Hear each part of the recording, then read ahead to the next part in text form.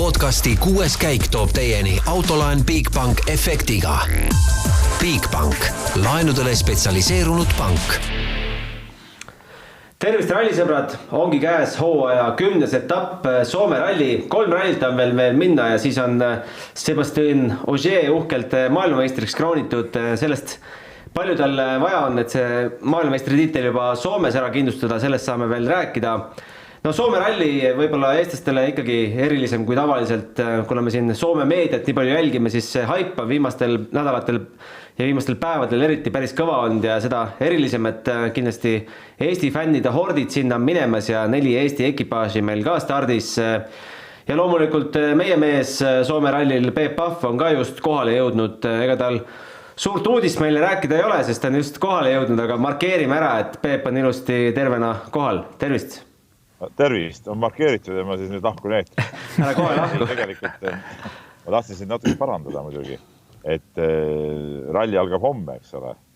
Ja mingid horde ma siin küll ei näinud nagu siia poole liikumas, et nii tühja Soome laeva ma pole kunagi näinud. Ma ei ole muidugi koroona ajal sõitnud ka, aga ütleme, kui me võtame nüüd viimati oli Soome ralli 2 aastat tagasi, kui ma siin käisin, ja siis selle aega võrreldes ütleme, inimesed nagu polnudki praktiliselt, et ma ei tea, kas siia ikka mingid hirmsaid horde tulemas on. Ja üldse kogu see Jyväsküla linn ja ka Helsingi, kui läbi Helsingi sõitsin, oli ikka väga tühi, et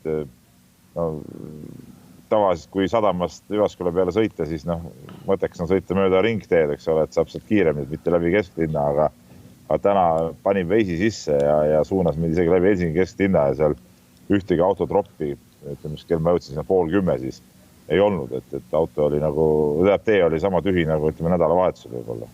No see on küll üllatav, et arvestades, et eelmine aasta jäi Soome ralli ära, siis ma eeldasin, et isegi sind võetakse lippude ja pasunatega vastu, et ohoo, Virolainen, spordiajakirjanik, tere tulemast! No ma ise ka olin nagu valmis selleks, et seal lasin aknud alla juba, kui sisenesin Jyväskylasse, et lehvitada inimestele, aga keda polnud, siis neid polnud.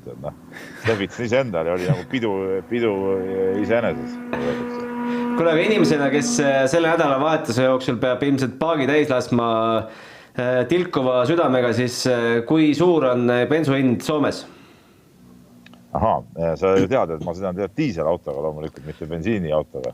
Ja see on üks asi, teine asi, ma tegelikult ei vaadanudki seda, sest et tarkisin Eestis paagi täis ja nüüd ma saan natuke aega sõita, aga ma pean siin muidugi tankima, aga ma ei ole tõesti vaadanud. Eks ta kallim on ikkagi Eestis, ma arvan.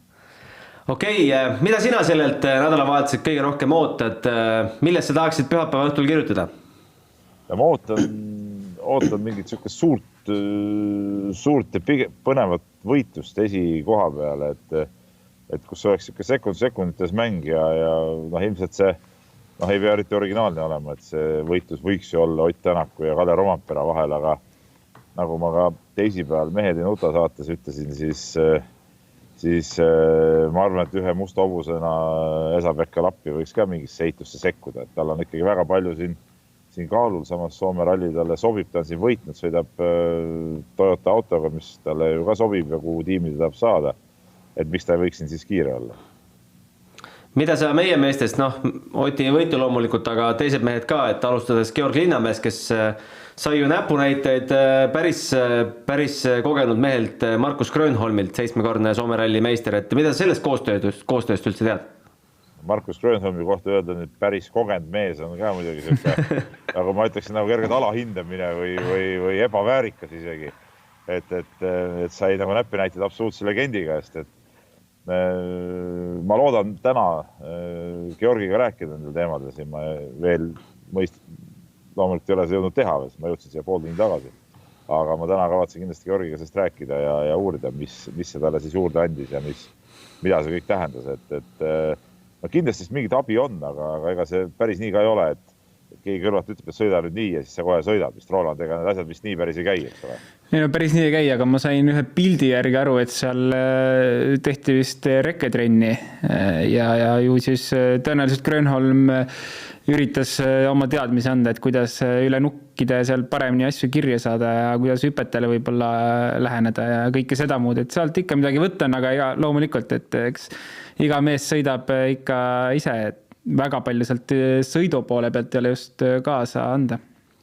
Aga mis puudutab seda, sa ütled, et rekketrenni, et eks Georgil seda enesekindlust on kindlasti juurde tarvis, et vaadates, mis tal oli siin suve alguses, eks ole, mingid suured avariid ja need kaardilugeja vahetused ka, et MM-i seda ühe kaardilugejaga, Eestis seal teise kaardilugejaga, et eks üks võib-olla enesekindlust ja seda legendi koostamise kindlust tal tarvis on selge. WRC 3 arvestusest uksest ja aknast pannakse survet peale Egon Kaurile, ootame esikohta. No, kui sa nüüd jälgisid, kas see oli nüüd eelmine nädalavahetus, oli Soomes ralliga, oli see üle-eelmine, mul oli juba nädalavahetus. Vist oli isegi eelmine, jah. Jah, et ega ta seal ütleme nüüd, kindlasti ta muidugi võib-olla ei võtnud seal ka viimast endast, aga see kiirus nüüd võib-olla nii metsik ei olnud, aga selge see, et ta siin Soomes võiks kokkuvõttes muidugi kiire olla, et võib-olla ta sai seal oma mingid trennisõidud ja seadistussõidud ära teha ja siin nüüd MM-rallil ta võiks väga kiire olla küll. Räägime kiirelt ilmast ka enne, kui su minema laseme, et kuidas see ilm praegu on, ma saan aru, et Soome rallil tavaliselt on ujukad ja lühkarid kaasas, seekord jätsid kohvrist välja. Ma ei ole sellisel aastal, ma olen Soome rallil käinud ikka väga palju, ma arvan, üle 10 korra kindlasti, võib-olla 15 korda. Et ma muidugi sihukesel aastal ei ole see mitte kunagi käinud, et päris huvitav ja tegelikult Roland on praegu siin ka kuuldel ja räägib meiega, ma tahtsingi sugust küsida, et mis sa arvad, kas see sügisene see tee on kuidagi teistsugune või kas see teepinnas muutub võrreldes selle suvise teepinnasega siin, et kas sõitjad peavad mingisugust teistsuguste oludega arvestama? Ma arvan, et need põhiteed, ega seal mingit suurt vahet ei teki.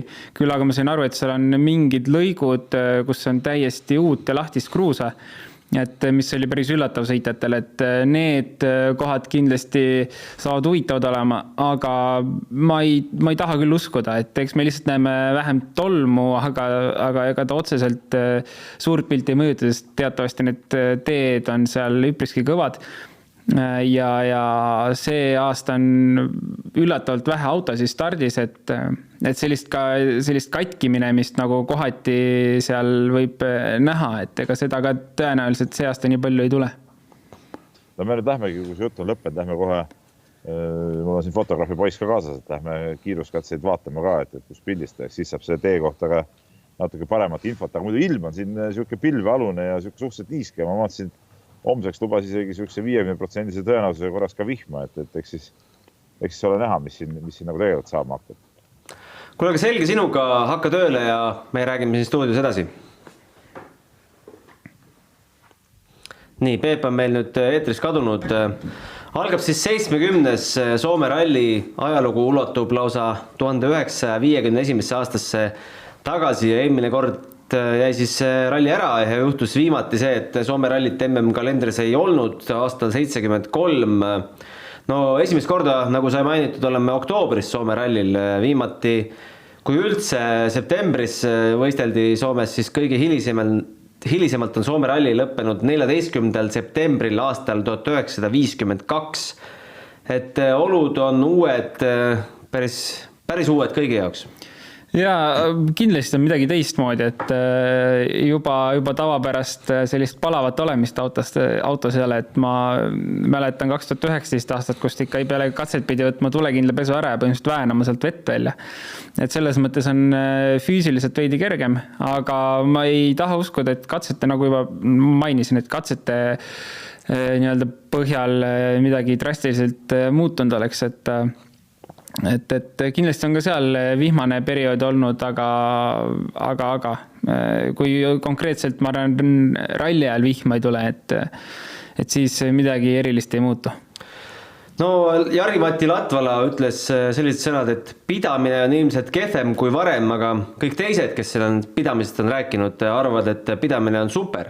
Et keda siis uskud, et mis see pidamine seal teeb?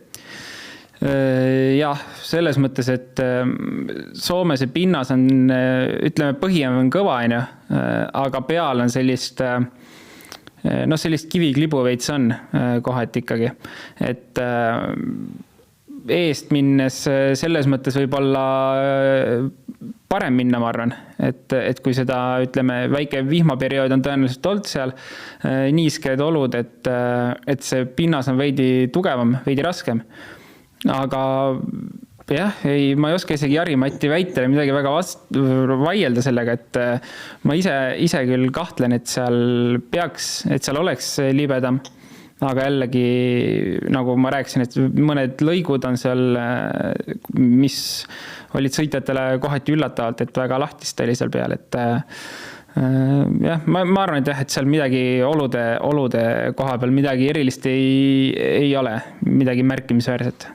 No ja sügisega käib kaasas ka pimedus, et reede õhtu ja laupäeva õhtu need kiiruskatsed ähvardavad tulla meil tuledega sõitmine, et siin on palju räägitud sellest, et kas homne SS6, mis hakkab kell 19.00, kas sinna esimesed mehed peavad tulek kaasa mõtma või ei pea, kui päike loojub 18.50?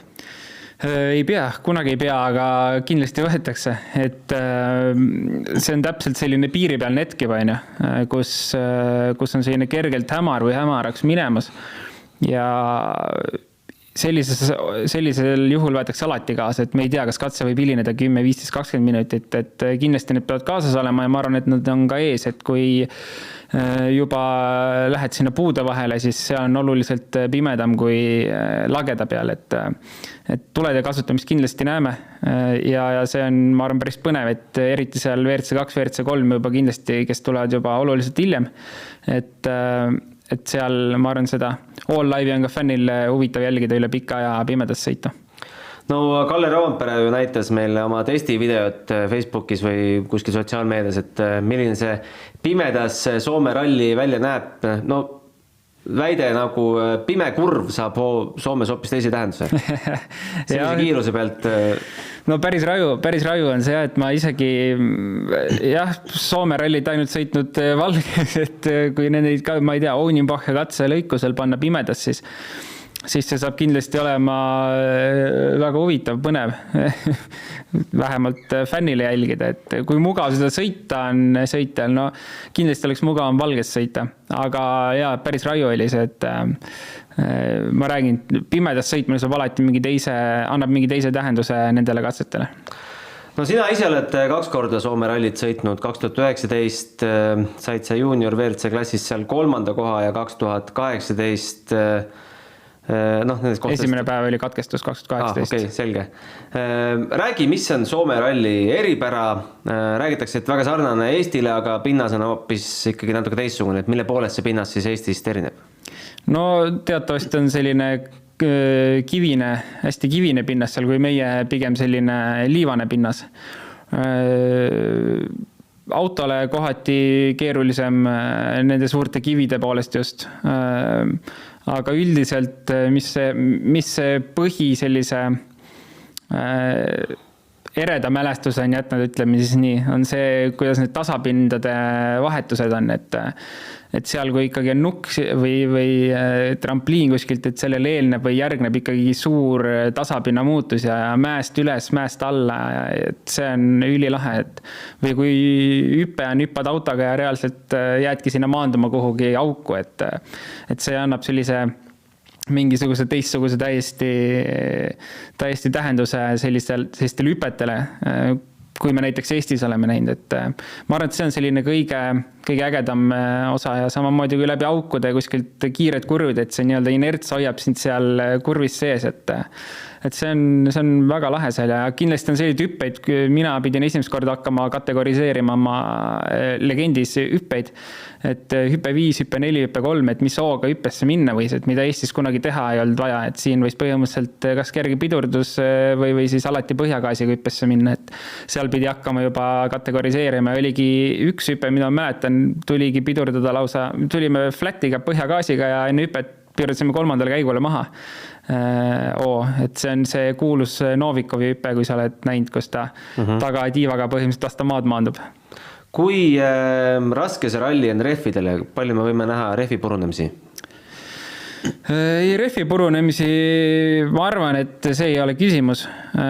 Küll on rehvi kulumine saab kindlasti olla põhjus, et see pinnas kindlasti on selline, mis seda rehvi sööb.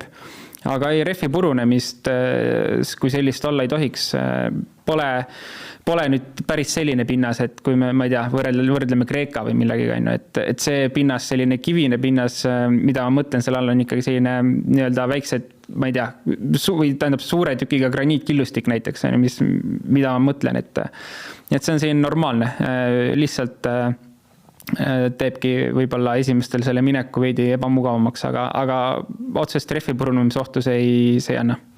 No rääkides tüüpilistest katkestamistest Soomes, siis kas või YouTube'ist vaadata neid kokkuvõtte videosid, siis tundub, et tüüp 1 on põrutused pärast hüpet ja tüüp 2 on puu. Jah, olen ka ise saanud puud maitsta Soomes 2 korda. Et jah, nii see on.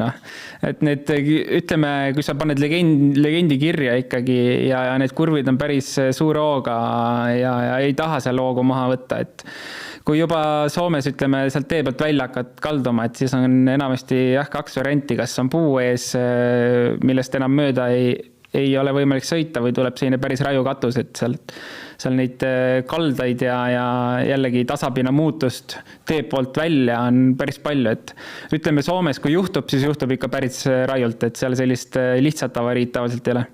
No hakkame vaatama, mis meid siis sel nädalavahetusel ees ootab. Kokku 287 kilomeetrit vaid. Homne esimene päev pannakse ilma hooldusalata, mis on meil siin viimasel ajal juba traditsiooniks saanud 89 kilomeetrit. Tundub, et peaks ju ära kestma küll. Ja kindlasti, et ma arvan, et korralikule ralliautole see distants ei ole mitte midagi, et kui me hakkame seal 100 pluss 150 juba rääkima, et siis on nagu selline keeruline, et auto kui sellise jaoks pole probleem, pigem lihtsalt, et sõitjad suudaksid probleemidest eemale hoida ja ise mingid lollused ei teeks. No rääkides hoolduspausidest, siis räägime selle jutu ka ära, et Andrea Adamo tegi siin jälle pealkirju, kui võttis ette Monte Carlo ralli korraldajad ja silmete kangastus, teate, YouTube'is on see Hitleri video, kus sa subtiitrid alla panna, et ma kujutan ette seda tüüpi, kes läks paberiga Adamo juurde ja ütles, et härra Adamo, Monte Carlo rallil aastal 2022 hoolduspausi esimesel päeval ei ole. Ja see ei saanud ilus olema ilmselt. Aga olgem ausad, ega tegelikult ka on veider otsus. Täiesti uus auto, mida põhimõtteliselt alles hakati testima. Et see, kui need autod tulevad ühes tükis kõik lõpuni, ilma probleemideta, tehniliste probleemideta, siis ma olen üllatunud. Et ma arvan, et see on väga aus point, nagu mille eest võidelda, et see service seal vahel oleks. No promootori seisukohast ma ei saa nagu aru, et kas me tahame rallisporti uusi fänne juurde või me tahame, et inimestel huvi kohe esimesest rallist ära kaoks, et ma ennustan küll, et see saab päris katastroofiline vaatepilt olema reede õhtul, kes sinna üldse finišisse jõuavad. Ma loodan ikkagi, et äkki muudetakse ümber see ajakava. Kui ei tehta, siis see on tõesti, see on väga-väga imelik otsus. Ma ei tea, võtame kas või Hyundai R5 auto, mis sa ehitad ikkagi teada-tuntud platvormile, sul on selle auto platvorm juba olemas on ju eelmise generatsiooni, sa lihtsalt teed seal uued muudatused, uus kere ja auto ei kesta. Aga kui sa ehitad täiesti nullist, täiesti uue tehnoloogia peale, kui need autod kõik kestavad, ma räägin, siis see on midagi müstilist, ma ei usu, et see juhtub ja need autod kindlasti seal on probleeme tuleb seal kindlasti ette, et vaatame, kas see ajakava saab muudatuse või ei saa. No mis on, tulen nüüd Soome juurde, et mis on Soome puhul natukene uus, et oleme harjunud, et neljapäeval ikkagi teeme selle shakedowni ära ja sõidame reede õhtul Harju katset ka seal tänavate vahel, aga algab kõik ikkagi homme alles pihta kell 8 shakedown ja 13.38 esimene katse. Ega ei kujuta ette, mis selle muudatuse eesmärk on või et ei ole nagu lugenud veel korraldajate sõnumit, et miks siis selline asi tundub kuidagi siuke, et äkki kulude kokkuhoid mingis mõttes? Ma arvan ka, aga see on päris ootamatu oli see, et ma täna hommikul kell 8 üleval võtan juba asjad lahti, vaata, mida ei ole, seda ei ole, mis seal teha. Aga tõenäoliselt küll, et lihtsalt põhimõtteliselt sa ju hoiad ühe päeva kokku, tänaseks lükati siis täis rekkepäev, ma saan aru veel. Nii et muidu on rekke teisipäev, kolmapäev, neljapäev midagi üksikut veel, kui jääb, aga tundub, et see lükati kolmapäev, neljapäev täispäevad, et siis reedel hakkab asi pihta. Ma arvan, et üks päev lihtsalt rallist kokku hoida. MM-sarja punktitabel selle alusel me siis minema hakkame. Esimesel päeval stardijärjestus Sébastien Ogier 180 punkti, 3 rallit enne lõppu ja 44 punktiga edestab Elvin Evansit ja 50 punktiga Thierry Neuville'i. Tinglikult on ta oma konkurendiks veel pidanud siin Kalle Roompere, kes kaotab 51 punktiga. Aga reaalsus on see, et ta peab nüüd Evansis saama 16 punni rohkem, et kindlustada Soomes juba MM-tiitel. Arvestades, et punkti jagatakse endiselt süsteemis 25, 18, 15, 12, 10, 8, 6, 4, 2, 1, siis tundub ikkagi üsna ebatõenäoline, et see 16-punnine vahe tuleb. Neville peaks siis olema, ütleme... Evans peaks olema siis, ütleme, 4. ja Ogier võit pluss veel Power Stage'ilt midagi. Või et Evans katkestama, Ogier 4. koht pluss 5 punni näiteks. No jah, selles mõttes nii-öelda puht realistlikult on see, tundub ebareaalne, aga reaalselt, kui Evansiga midagi juhtub, siis tal ei ole nagu palju vaja. Samas, kas Ogier suudab üldse ennast top 4 sõita? Ma ei julge öelda, et ma kahtlen, sest ma olen öelnud seda juba mingitel rallidel see aasta ja siis läheb Ogier, võtab ikka oma top 3 ära. Aga ta pole minu meelest olnud kunagi Soomes, ütleme, selline esikoha pretendent. Viimastel aastatel mitte. 2013 tuli Volkswageniga. Jah, just. Aga viimastel aastatel seda enam olnud ei ole. Ja kui me vaatame seda startlisti, siis seal kindlasti on 4 venda kindlasti, kes lähevad esikoha peale sõitma. On Ott muidugi, on ju Rovanpera, Takamoto, Katsuta, ma arvan, tahab seal kindlasti head sõitu teha. Ja Neville'i kohta ma ei ole nii kindel. Ma pole ka nagu, ta pole säranud seal nii väga. Aga Craig Breen ka kindlasti veel. Et kuidas teised kestavad ja kuidas Ogier seda tuleb, ei oska öelda, aga võimalus on muidugi olemas, et võtab selle tiitli juba siin rallil, aga kui siin ei võta, siis järgmisel juba kindlasti. Ma arvan, et keegi ei kahtle, et kui Ogier seda võitu vaja oleks, siis ta oleks võimeline sellega võtma, aga lihtsalt, et ta võib küll tahta, aga tal ei ole seda füüsiliselt vaja. Just, ma arvan, et ta on võimeline kõik rallid vabalt võitma, pole küsimustki. Aga lihtsalt, kui mugavalt ta seal tunneb seda võitu võttes või siis tal on piisavalt neid meistritiitleid, et ta teab, kuidas seda võtta, et seal, kus mugav ei ole, seal ei ole mõtet ka võidu peale sõita. Kui me Ogier juures juba oleme, siis üha rohkem tundub, et järgmisel aastal ta pool hooaega teeb. Monte Carlo teeb ta kindlasti, on ta öelnud, 7. november võib Ogier näha Bahreinis ringraja autode kestvussõidu MM-sarja testisõitudel, et selline huvitav karjäärivahetus. Tundub jah, et see vist, kui WRC sõita nagu lõpetab selle karjääri ära, et siis ta hakkab siin nagu ringraja poole vaatama, et see tundub, ega minul endal ka see on tundunud nagu alati põnev.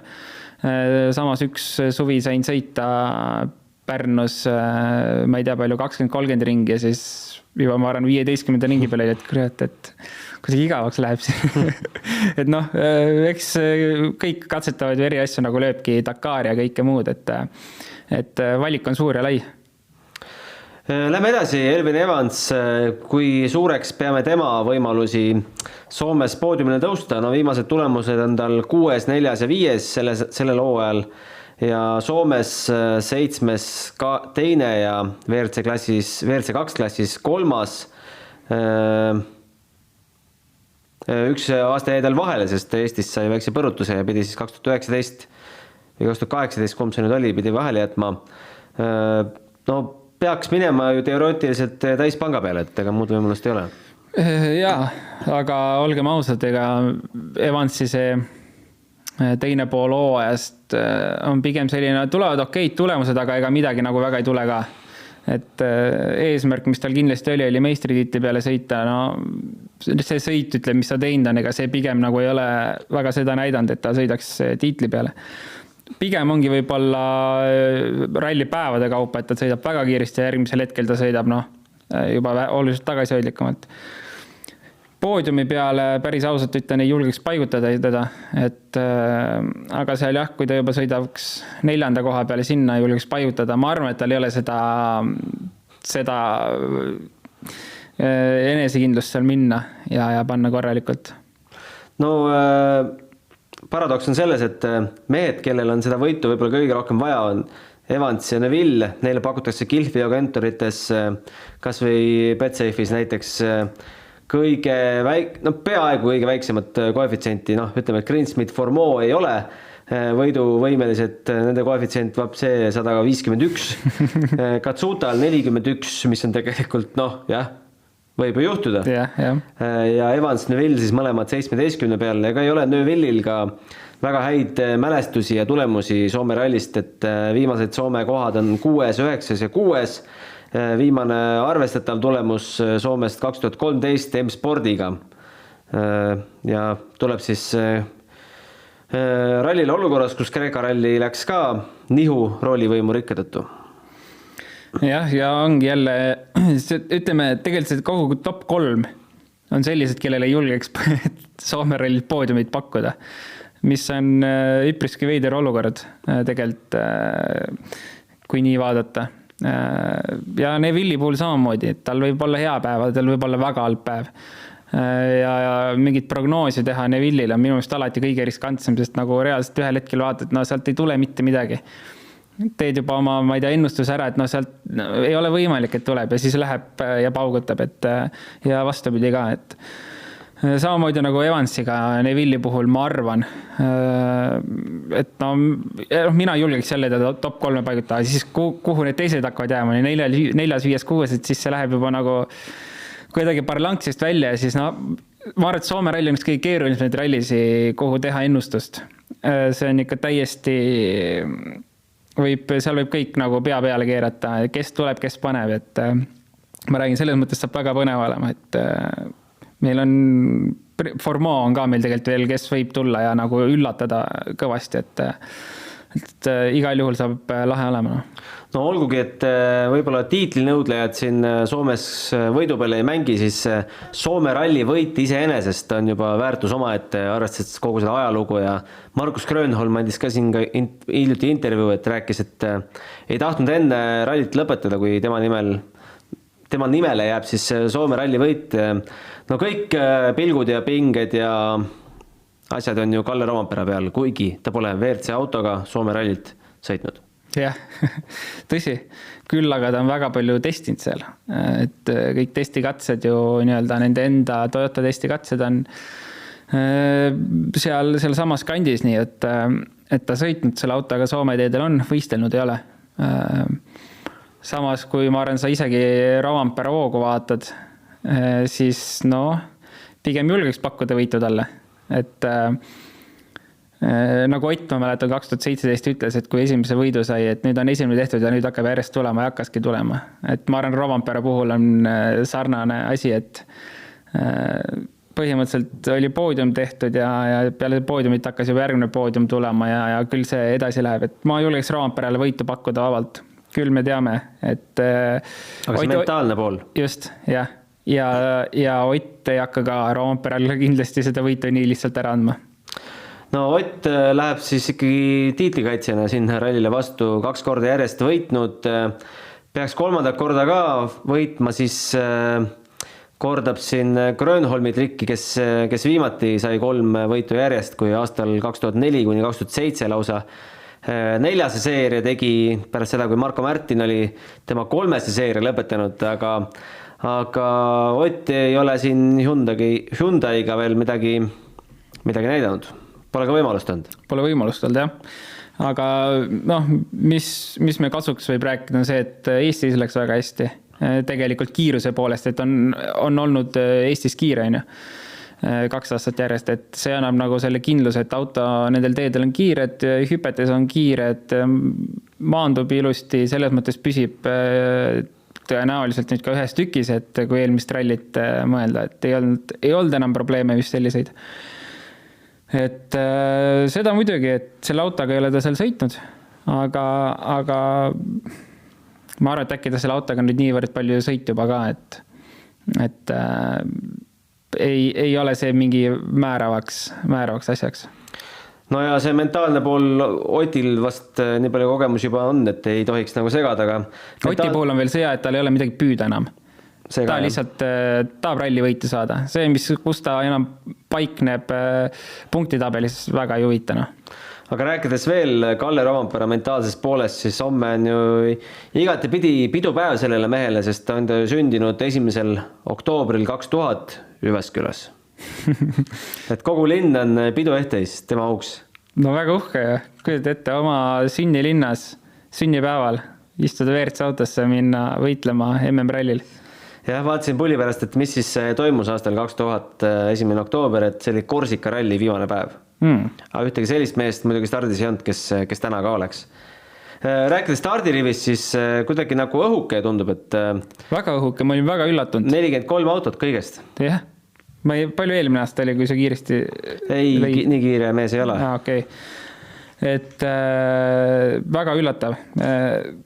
Poleks uskunud, ma arvasin, et see ikka sinna 100 juurde tuleb ära, aga tõepoolest vähe autosid, mis tähendab iseenesest on positiivne selles mõttes, et tee püsib kindlasti parem, et kui on junior WRC oli seal, kui viimati ralli toimus, kui ma sõitsin seal ka, siis ütleme, need junior WRC autod ikka lõhkusid selle tee päris ära seal esiveelised autod ja pärast oli üpriski rööpas see seal. Koefitsientidest veel rääkides, siis alati on põnev vaadata, et mida Kihlve kontorites pakuvad, et Roompere võitu 2.15, Tänakule 4.50, Ožeele 7, Priinile 12, Priinist me pole veel rääkinud ja Priinist ja Lappist mõlemal 12,0. Alustame Priin. Eestis on näidanud head kiirust, Soomes võib-olla pole veel Soome poodium oli tal. Tal oli 1 aasta Soome poodium ju, minu meelest. Ka millal ta sõitis Citroeniga, siis oli veel DS3. 2016 äkki võis olla. Ühelt poolt Hyundai viimane lahkumisetendus peaks tal olema, et tagasi hoida enam pole vaja. Jah, selles mõttes, et kõik viitab sellele vähemalt, et 2016 poodium, jah. Jah, et kõik viitab sellele, et see asi hakkab seal läbi saama ja samamoodi, kui me vaatame ERC rallisi, kus ta on 2 hooaega järjest sõitnud, põhimõtteliselt kõik rallid kaasa, et nüüd on ta ka sealt kõrvale heidetud põhimõtteliselt. Et jah, pigem ütleme, et see on selline lahkumineku sõit seal ja ma arvan, et ega tema jaoks saab siit nüüd mingi uus hingamine alguse, kui see M-spordi diil, et seal on mingi tõepõhi taga ja see tuleb, et see saab olema vägev. Ütleme, poodium ikkagi väga reaalne. Jaa, kindlasti, sest nagu kui me Eestis ta kiirust vaatame, ta oli võidu konkurentsis olnud mõlemad aastad. Väga kiire ja kindlasti Soome poodium on olemas. Soomest on kogemust kõvasti juba WRC Akadeemia ajast R2 autoga. Ma räägin, mina julgeks pakkuda teda poodiumile. Mida suudab neoonrohelise Toyotaga Esa-Pekka Lappi? No see on kõige parem küsimus, mida küsida saab. Ise julgeks pakkuda jälle teda, ma nüüd päris võib-olla ei ütle võidusoosikuks, aga kindlasti sinna lähedale. Et jah, siis hakkavad saama ka need poodiumi kohad otsa juba. Et kui mõtlesin Priin, Ott ja Roompere, aga tahaks ka veel Lappid panna kuhugi, kohad saavad otsa. Aga ma arvan, et ta suudab seal vähemalt poodiumi nimel võidelda küll, et arusaadavalt paus on lähedale aasta juba tal. Aga ta on siin R5-ga sõitnud, Soomes sõitnud, väga palju Toyotaga varem sõitnud. Et see võitlus tuleb seal kindlasti põnev ja loomulikult tast räägitakse Toyota teemadel ju palju. Et ta võiks olla järgmise aasta üks kohatäitja seal, nii et ma arvan, et Ožeega kaasa. Jah, et tal omal on ka motivatsiooni natuke näidata, et ta veel on ikka sõidumees. No WRC2 klassis võitnud tänavu siis Arktika ralli ja Portugali ralli, viimati WRC autos istus Monza rallil.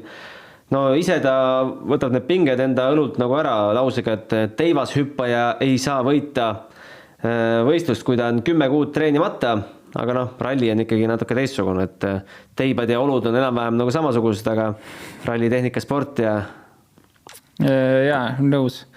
Et see näide on, ma saan sellest aru, ma ise ütleks ilmselt samasuguse näite, aga ta on selles mõttes sõitnud vahepeal küll teiste autodega, aga ta on sõitnud, ta on nagu mingil määral vähemalt selles karussellis seeselt.